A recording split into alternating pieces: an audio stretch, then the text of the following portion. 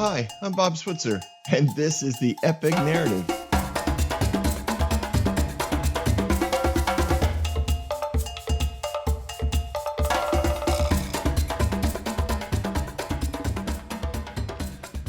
So, David and the 600 men go into the wilderness, strongholds in the hills of the deserts. This would have been, basically caves, forests, ravines, woods, hills, mountains. I mean, they're deserts. It's every kind of, well, not every kind. I know there's like 17 geological environments in the world. It's a lot of different ones, and it keeps everybody moving. Also, they have to be constantly adapting, constantly foraging. I'm sure they went several days sometimes without real good amounts of food or water. I mean, 600 people, that's no small amount of food. I mean, I love to host parties. I love to have people at my house. There's no way around that. And I know what it takes. I know the amount of food it takes. I love doing it, but I do know it's not an easy task. So for 600 of them, there had to be some logistics that were constantly coming up when you don't have a steady place to stay. A lot of you probably have been camping. And what do? You bring a ton of supplies with you because you don't want to go foraging through the forest, or you don't want to leave your campsite. But if you didn't have that option, it would be a difficult thing to do. But there they are, out in the wilderness, moving from caves to desert to mountains to hills to forests. And every day Saul searched for him. Every day. That means there's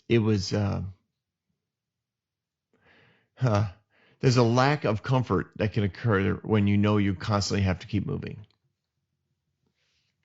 Now, I'm not saying that David was without peace. I think David completely knew the peace of God. I think he understood how to live in the moment. I think every day that Saul pursued him, David saw and didn't catch him. I think David recognized that as being rescued from God, being rescued. He gave God credit for it. I think that's the essence of a thankful heart. A thankful heart stays in the moment. A thankful heart sees the good in every situation, not at the end of it. Not like, oh man, I'm going through all these issues. Everything's so bad. I don't know how I'm going to survive. And then it turns out you survive. And then you go, oh, I just thank the Lord for everything. Praise the Lord. He's good. God is good all the time. All the time, God is good. But that was a hard time. That was hard. It was difficult. I struggled every day, but God is good. See, that to me is sweet and cute, but it's not reality. To live in the reality of heaven is to stay in the moment and see God's goodness in the moment. To see God's goodness in the day. It's not some frosting that you slather over, a pie that tastes a cake that tastes disgusting. And it's like, well, we'll just slather this with some sweet cream butter frosting, and we'll call it cake, and we'll say it's beautiful and wonderful, even though really we hated it and it was horrible. That kind of mentality is so dangerous, and I don't think David had it, or I think his men would have turned on him. David stayed in the moment. David saw the goodness of God every day, and he mentions that often in the Psalms that he writes. I see the goodness of the Lord. I see the goodness. I will see the goodness. He committed himself to finding it. I will. He made a choice. It was an act of his will. It's the same concept of like falling in love and staying in love. So many people will fall in love and then they're like, well, I don't know what happened. Because so much of love is a willful choice that you make every day. I will love this person. I will love this person. I will love this person every day. Now, I'm not saying you stay in abusive situations. Please don't misinterpret what I'm saying. I say that because many times people in abusive situations are there and remain there because of religious mindsets of so many people in the church that are like, oh, you better not leave your husband, better not leave your wife. God wouldn't be happy with you. Well, we can save that for another conversation. If you want more details on that, email me, thebobswitzer@gmail.com. But and we can get into it on a separate podcast. But I'm not saying that. What I am saying is that if you stay in the moment, you stay thankful in the moment. If you want to love, you willfully choose to be in love many, many times. Every day. You willfully find the goodness of God every single day. And David is daily being pursued by Saul. Daily. Every day. Saul was searching for him. It doesn't necessarily mean that Saul was running around with the 3,000 men every day, although I'm sure that they were at the ready. It means that there were people out searching for him. There were parties maybe of 10 or 12 men that would ride around or walk around. They were all looking for information. They were talking to nomads, talking to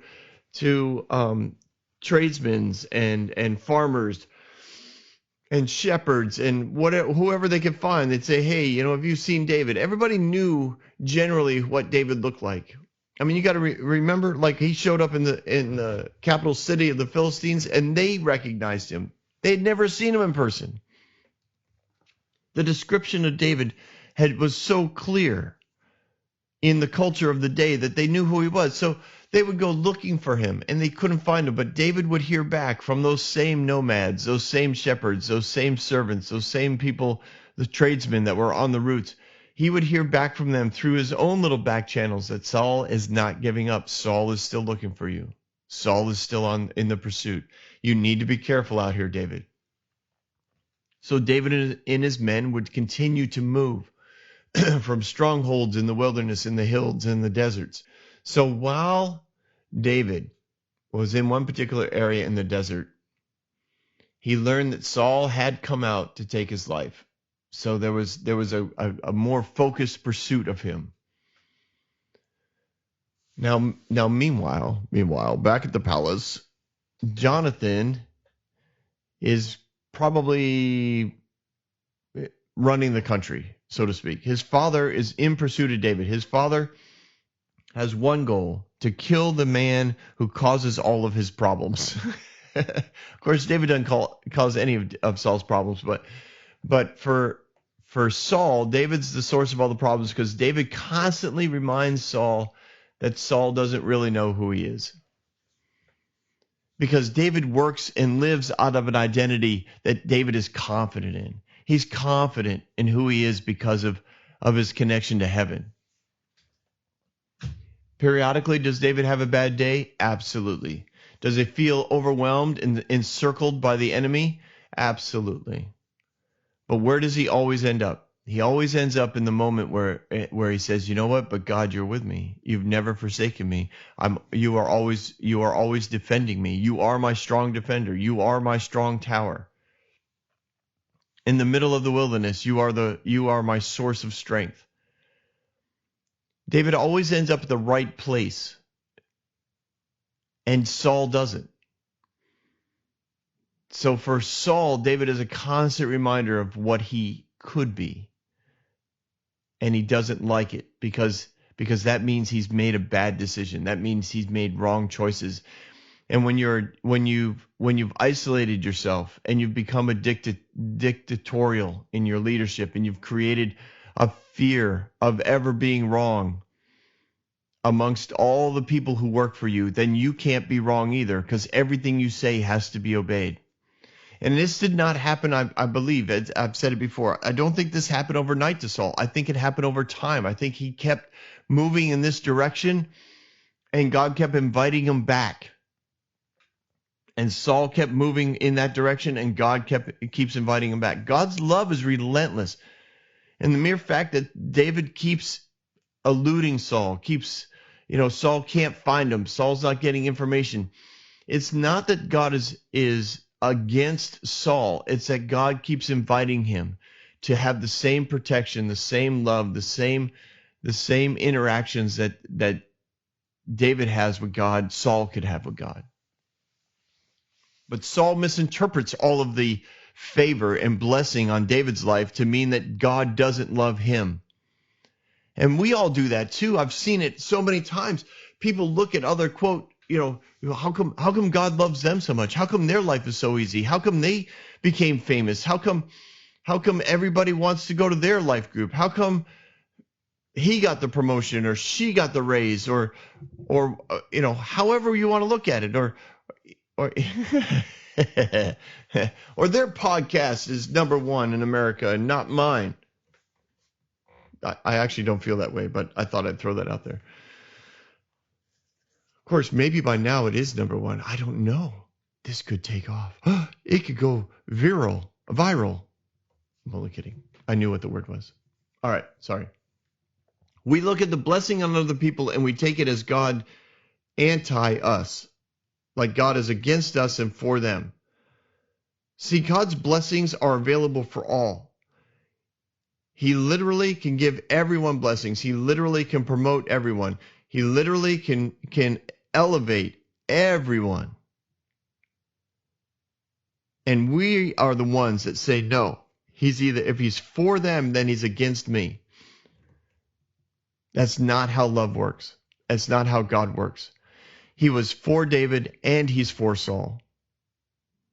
But Saul refuses to see it that way, chooses not to see it that way, chooses to not change his perspective, i.e. repent.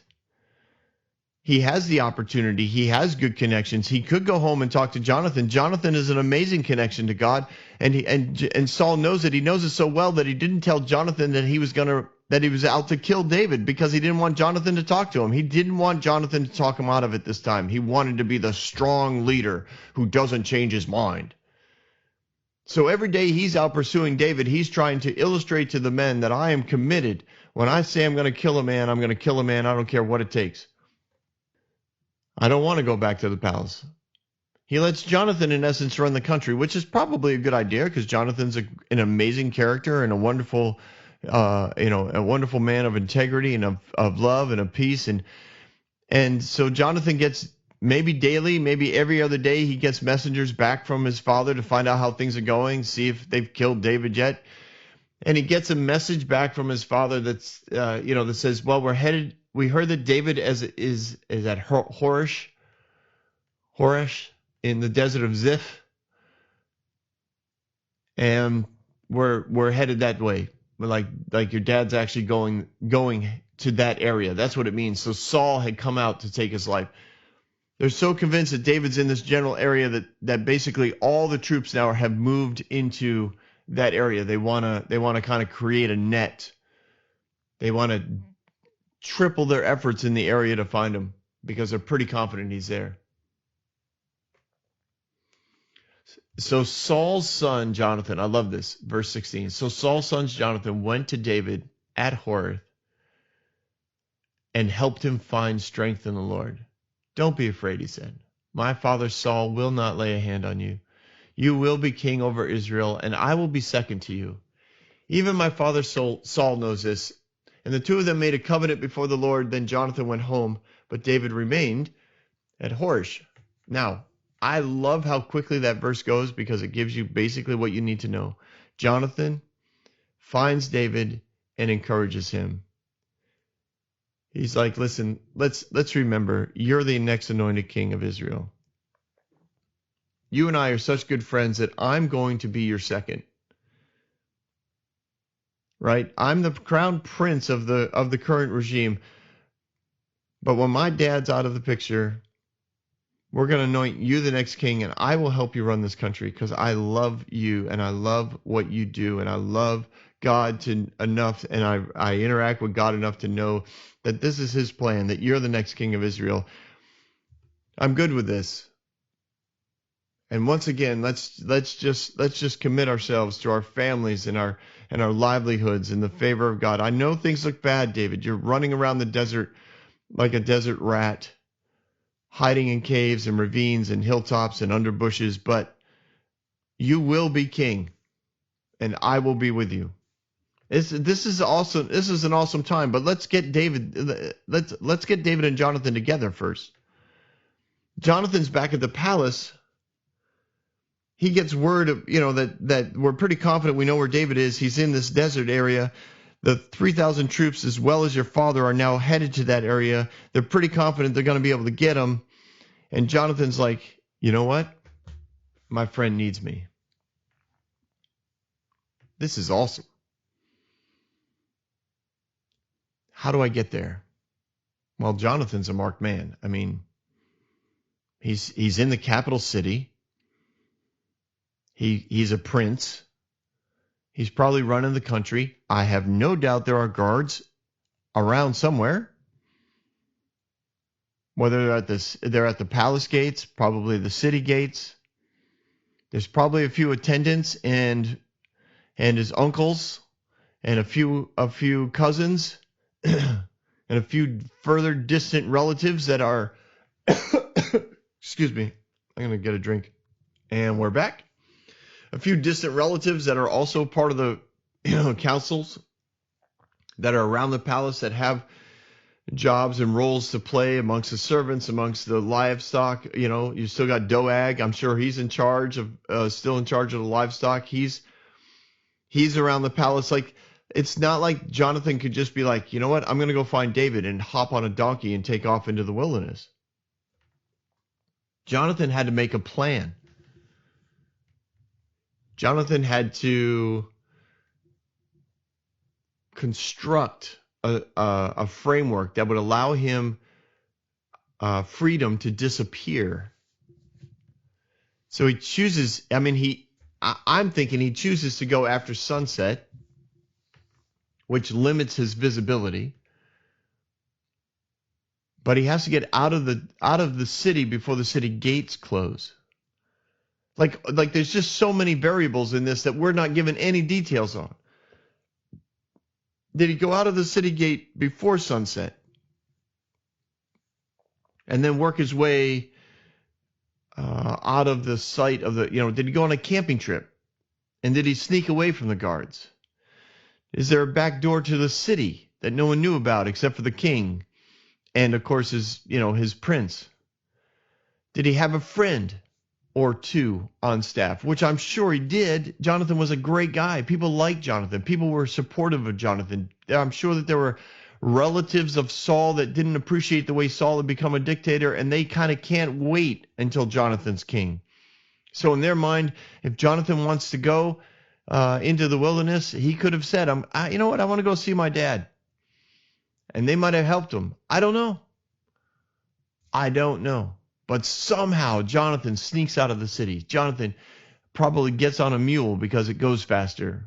Maybe a horse, but we've talked about this before. Horses tend to be less sure-footed, often, spraining their joints because of the rough terrain. So he probably jumped on a donkey. And he heads off into the wilderness. He knows where the desert, this area of the desert is. And how does he find David? Well, he can't show up in his royal robes. David's surrounded by 600 men whose life goal is to protect David. He's not going to just wander up, be like, hey, I'm Jonathan. Good to see you guys. I know you're running from my dad, but hey, I just wanted to stop by and say hi to David. No, he can't do that. He's got to sneak up on 600 men. And he probably showed up without royal robes and weaponry. He's got to find David, which probably means eventually he's got to talk to somebody and start asking questions. Hey, do you know where David is? Who would tell Jonathan? That's why I think he was in disguise. I think Jonathan probably disguised himself to look like a nomad, to look like maybe a wandering warrior trying to find David, because David, I'm sure, was attracting more of those who hated the king, more warrior mindseted people, crazy mercenaries that were like, oh yeah, let's go join David. The dude's amazing. And the king's after him. We'll get a chance to go after the king. We'll take over the country, and when David's in charge, we'll be in charge. This will be awesome. He had to be attracting all kinds of lunatics. So Jonathan figures out a way to look like one of them. And he talks his way in, he gets close enough. And then he gets really close to David. It's nighttime. David's probably I'm going to say he's singing. But maybe not. Maybe they're trying to be quiet. Maybe there's not a lot of big fires. Maybe there's just a few. Jonathan works his way past the guarded perimeter by telling a story. But eventually he gets close enough to be able to call out David's name, and David recognizes that voice in the dark. And I mean, he turns around. He's simultaneously blown away and probably not surprised at the same time. Because internally, it was probably one of those hopes that he had. Someday I want to see Jonathan again. Jonathan's crazy enough to come see me. I know he is. If I can find a way into the capital city, I'd go see Jonathan. But I can't. I can't. I know Jonathan can figure this out. It'd be great to see him again. So he hears the voice, and then he's also just shocked that Jonathan had found a way in, shocked that Jonathan had gotten past the guards, just shocked that he was standing that close. And I'm sure they hugged each other and they laughed. And then they talked, and they talked probably for hours. And within that talk, Jonathan's words were such an encouragement, not just his presence, but his words. He reminded David of his call to be king. He reminded David of their covenant, of friendship, of brotherhood, of family. He brought life to David. And he reminded David of God's protection and favor. He's like, my dad is not going to kill you. And Saul knows that he can't kill you. This goes back to, again, I think the first time that Saul threw the spear at David and then threw it again and missed him again. I believe there was a deep cultural belief within Saul that he was not going to be able to kill David. Even though he had 3,000 troops, he knew somebody else was probably going to have to kill him. Even though he had made the commitment, I'll kill him. Remember when they thought David was sick and they came back to the throne and they were like, well, David's sick in bed. He's like, then bring the bed to me. I'll kill him. He just had this. He just knew, I'm not going to be able to kill David. And they reiterated their covenant to one another. He's like, listen, we are brothers. We are family. You will be the next king, and I'm going to rule with you. This is a lifelong friendship. This is a covenant that's true. Jonathan's like, I'm so committed to the plan of God here. I'm so convinced that you are the next king, that I love this country as much as you do. I love the God as much as you do. I love the way that you lead. Our country needs someone like you. I'm going to help you. I'm coming alongside you. I will support you in all ways. And then it says Jonathan went home, which, again, it's not like he just ride up, be like, hey guys, I'm back. He had to sneak his way back through the country, up over hills, through the ravines. He had to ride in close. I don't know if he had a secret passageway. I don't know if he had somebody who opened a door for him so he could get in and out. I don't think he just commanded people, get out of my way, I'm leaving. Maybe he did. Maybe he did. That is an option. It is an option. If you like that better in your sanctified imagination, you can have Jonathan do that, where he just went to the city gate and told the guards, hey, I'm the prince. Open the door. I'll be back in a few hours. I'll be back before sunrise. I don't know. But he went home. David remained in the wilderness.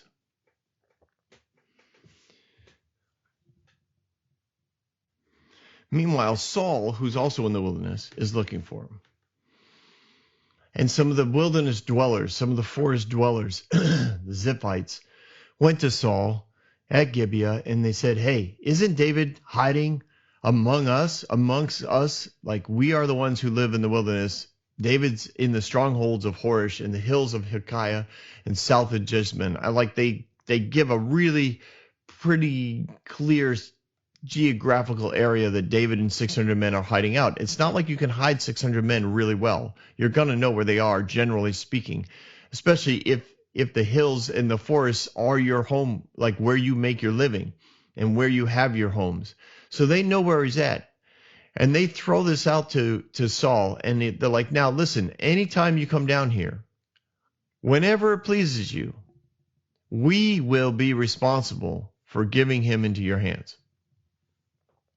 So they make a deal with the king, right? This is the culture that Saul has developed in the country, which is I'm in charge, I'm unquestioned. No one questions me because clearly I'm the smartest man in the room. And if you don't believe me, then I'll just discipline you or punish you or wipe you out so that I'm once again the unquestioned smartest man in the room. Now, internally, he doesn't believe that, but externally, he gives that facade because that's what pride does. So they say to themselves, listen, David's hanging out. We all know, I don't know when they knew, but eventually they figured out Saul is after David. David is living in our general geographical area. We know where he's at. Now, the question is, do we side with David and let him live in our area, or do we side with Saul? And I'm guessing that, not guessing, my imagination sees like these leaders of the Ziphites. They're sitting around, and I'm sure for days, different, because they would speak every night. The leadership, clan leaders, family leaders would sit around after dinner, I don't know, smoking a cigar or some version thereof. they would talk. What do you guys want to do? I don't know. It doesn't hurt anybody. It doesn't bother me if he's in the forest. Yeah, but what if Saul sends a bunch of men and then we all, get beat up and then there's others who are like, if we don't turn David in, Saul's going to think we're trying to protect David. And if Saul thinks we're protecting David, Saul will do something ugly to us. He'll burn our houses. He'll take our families away and make them servants. We have to do something. So they talked and they would go back and forth. I'm sure it took weeks. They hear that actually Saul is on his way, like he's bringing all the men toward their general area. So they decide to make a deal with Saul. They fully expect reward for this because they said, this is the general area he is. Okay, we'll give you an idea. We'll give you enough of an idea of where he is so that you'll know that we know exactly where he is. And we will see what your response will be. And his response was, Lord bless you for your concern for me. I love that. I love that. Because if there's one thing that people who resist God love to do, is they love to bring God into their plans. They love to make it seem like they are that they are tracking with heaven, right? There's so many times you see somebody, everything that they're doing God would not approve of. That it's so anti-kingdom principles. They're so selfish, so unkind, so hurtful, offensive, aggressive. And then some good thing happens to them and they're like, well, clearly God's on my side. And they take something like that's not, that looks like a blessing. It's really not. They take that as an opportunity to then put God's approval rating over everything they've done. And it could be it could be families. I've seen it done in families too, right? Where where the way that wow, I'm really sorry today. This morning is just I've got some critter living in my throat, and it does not want to. Trust me, I've drank 100 ounces of water already. It is not going away. Sorry about that. So it can happen in families as well.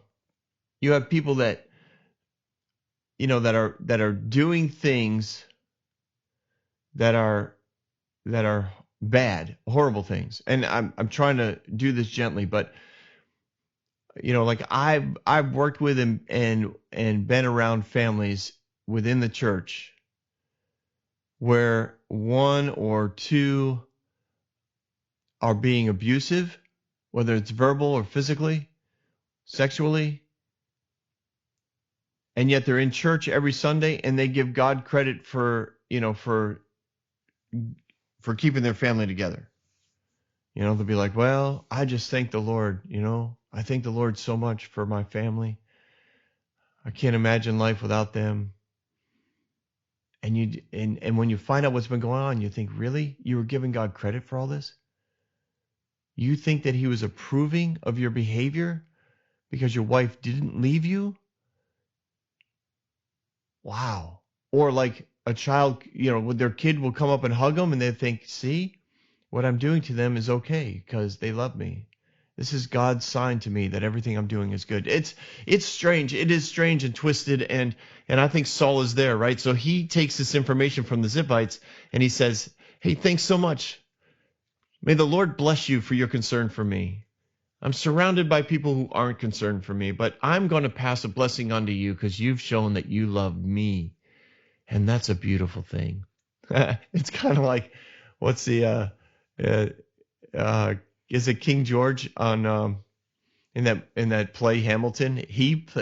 That is such a great role. You'll be back. Anyways, you don't need me to sing Broadway shows to you, but that's a great musical if you like musicals. I love musicals. They're awesome in their own way. Okay, so he says, go get me more information. So he's confirming, I am coming. I will make a deal with you. You go get me the specific information. Find out where David usually goes, who has seen him there. They tell me he's very crafty. I keep getting word back that no one can find him. This is because most people are protecting David. David comes through their area with 600 men, and there's rumors of his appearance, and Saul's informants are out trying to get information, and they're getting information back that, like, yeah, he was here, but he was right here. He was right here. Look at man, that guy is crafty. He's got 600 plus running around. You'd think we'd be able to find him. I swear he was right here last night. I don't know what happened to him. So he's most days that's the information he gets back, is that somebody saw him last night. We followed up the information, but now he's gone. No one knows where he is. No one knows what direction he headed. No one can find any tracks. I'm sure they had trackers trying to find him. No one can find his tracks. Like, there's people that are covering for David all throughout this desert, wilderness, hills, forest, ravines. Every day there's people that are covering his tracks and making it very difficult for Saul to find him, because they don't like Saul.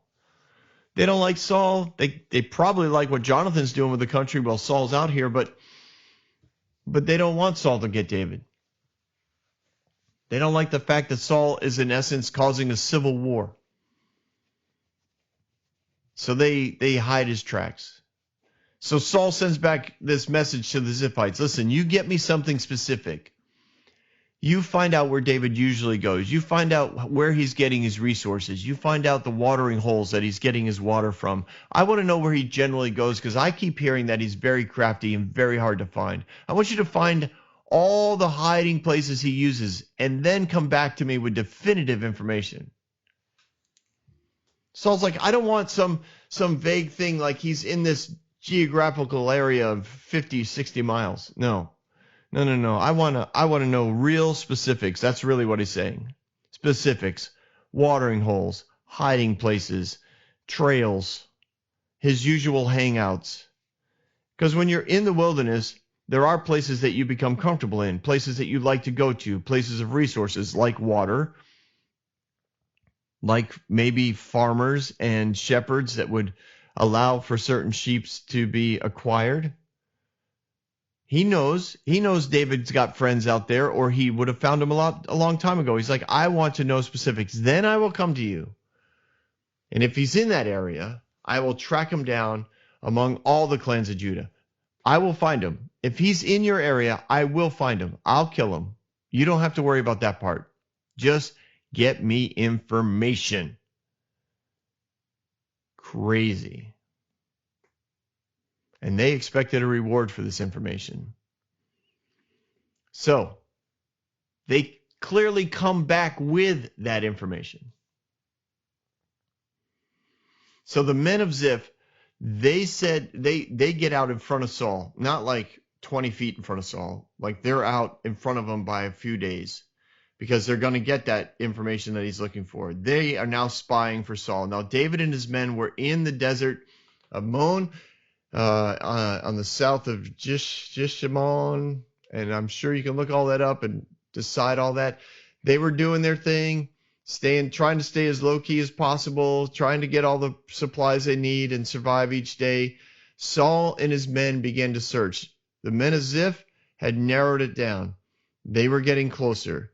3,000 men with Saul. They are all working together. And when David was told about it, he went down to the, quote, the rock, and stayed there at the desert. He went to a place that was basically deep ravines, steep sides, deep valleys, very rocky, very difficult to track in. But if you were, if you were on the top and your enemy was on the, in the valley, it'd be what we would used to call like a turkey shoot. Like it's an ugly situation. But that's where he went. He went to the rock in the desert. And when Saul found this out, he went right after him, hardcore, pedal to the metal. I don't think they had, not stirrups. What are those things? Stirrups are where you put your feet. Spurs, spurs to the ribs of the mules. They were hot on the trail. They knew they were getting close. It literally says Saul was going along one side of the mountain, and David and his men were on the other side, hurrying, like they were running. Saul and his men were in one deep ravine, and on the other side of this steep mountain, not really a mountain. I mean, it's really a hill, but it's so steep, like you can't get up there very easily. You have to work your way to the end and then come back down the other valley. But in that other valley is David and his men, and they're running. Like they know Saul is like in the kill zone. He's close enough now that we could hear him. We could see the dust from the men that are on the other side of the ravine. This is your adrenaline starting to flow. Their eyes are getting wide. They're waiting for the moment where they're going to have to turn and literally fight for their lives. And Saul's men are also, I'm sure, getting geared up, right? They're out to kill. The same thing. They're not bummed out about finding David. This is what they've been doing for weeks, trying to find out where this guy is. Now they've got him. They got him they know they're close. They know they're close. And they were closing in on him because they probably had more resources, more mules. They're closing in. David and his men are running. And then a messenger comes to Saul. He says, the Philistines are attacking. They are raiding the land.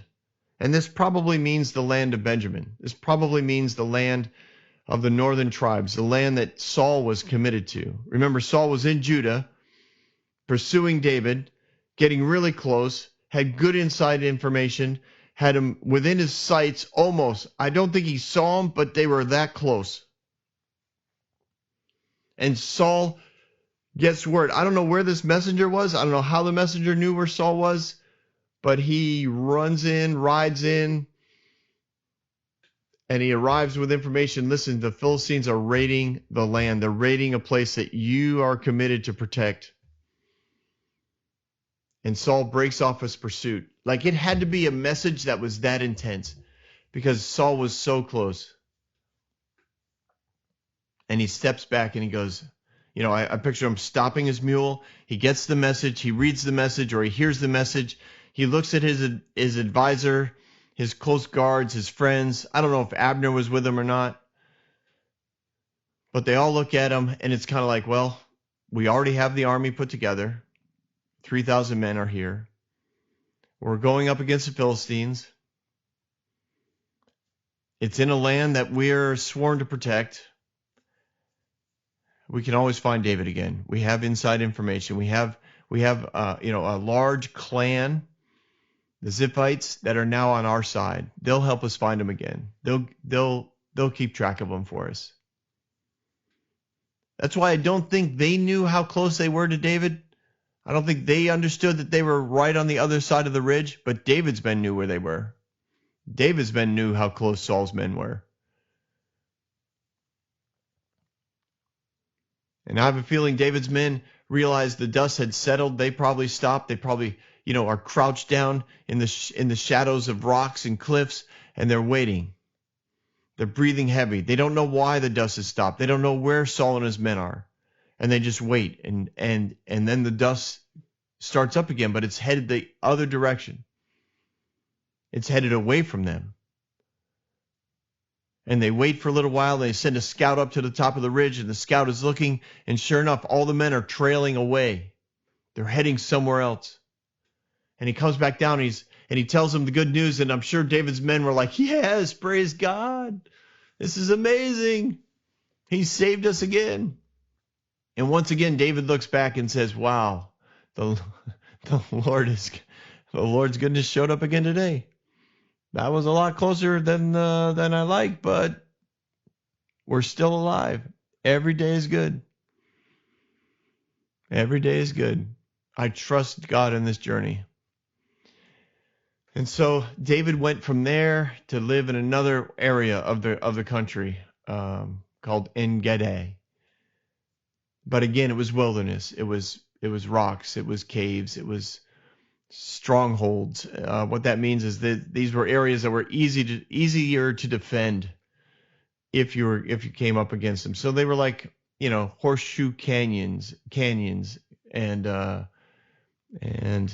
places where you could encamp yourself right alongside of a mountain range that was very steep and very difficult to come down. And you could camp along there, and so you kind of protected your back. You only had to guard the front.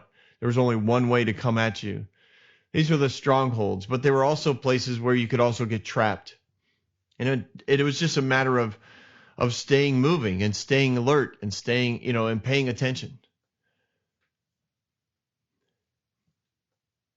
But in all of this, David, I just want to go back to the beginning of the story. David was encouraged by friendship. He was encouraged by someone who was as committed to the plan of God as he was, even though the plan looked horrible. I mean, honestly, if you knew you were in the plan of God, but you were also running for your life, there'd be a lot of people that would tell you you're not in the right plan. You haven't chosen correctly. You're not listening to the right God at this point. But I believe that David stayed in contact with God, and even though his circumstances looked bad, he always felt the favor of God. He always was thankful for the way God showed up every day to protect him. And it's with thankfulness that we enter the presence of God. So David stayed thankful, and in that thankfulness, even though his circumstances looked weird to the outsider, internally David was okay. David was at peace. And I'm sure that he had that conversation with Jonathan because Jonathan is a good friend. And David's like, Jonathan, I know this looks terrible. I know it looks like I'm never going to be king. I know this looks like I screwed things up really bad when I left last time. And I'm sure Jonathan's like, well, yeah, it does look bad, but I agree with you, David. I think you're going to be king.